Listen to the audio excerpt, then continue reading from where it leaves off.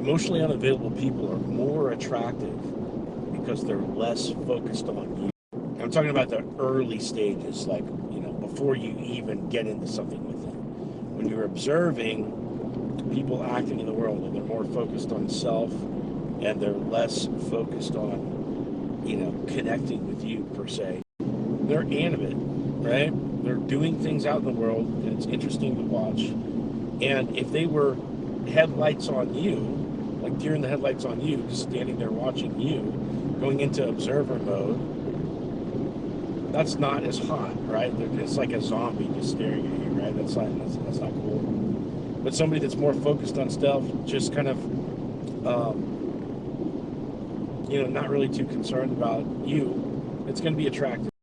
It's really easy to be deceived in the dating world because we've got all different types of people mixed in, right? From outside looking in, you can't necessarily tell who's emotionally available, who isn't, per se, because everybody's trying to play it cool. And playing it cool, like making it seem like you don't care, is kind of like diluting your emotional availability, kind of like hiding the fact that you would be interested in somebody. And this is important, right? Because we're all subconsciously evaluating each other as to, how much getting somebody's attention is worth. And the only way that we can really judge that is how easy or hard it is to get someone's attention. But at the end of the day, the people that are best at this game, playing it cool, are the people that truly don't care, the people that truly don't necessarily want to build an emotional connection with you. And for that reason, we're all trying to mimic people that are emotionally unavailable for the sake of having our attention be sized up as most valuable to get. And in doing so, we kind of go after people that are emotionally unavailable for this reason.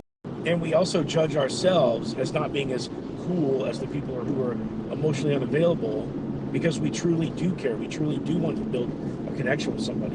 Now, all these people emotionally unavailable, typically they're getting emotionally neglected in their youth, or they're experiencing neglect in their youth. We're talking about the first 5 years of childhood. And they're all intermixed into the dating pool. You can't tell them one from the other. Well, I can these days after doing this for a long time. But most people can't tell.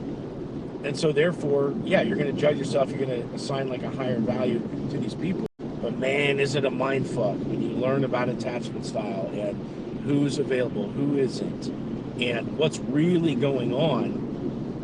You don't put such a premium on somebody's attention that's harder to get just for the sake of that. And then the game changes, and you realize you're not as broken or as uncool as you thought you were. In fact, it's entirely the opposite.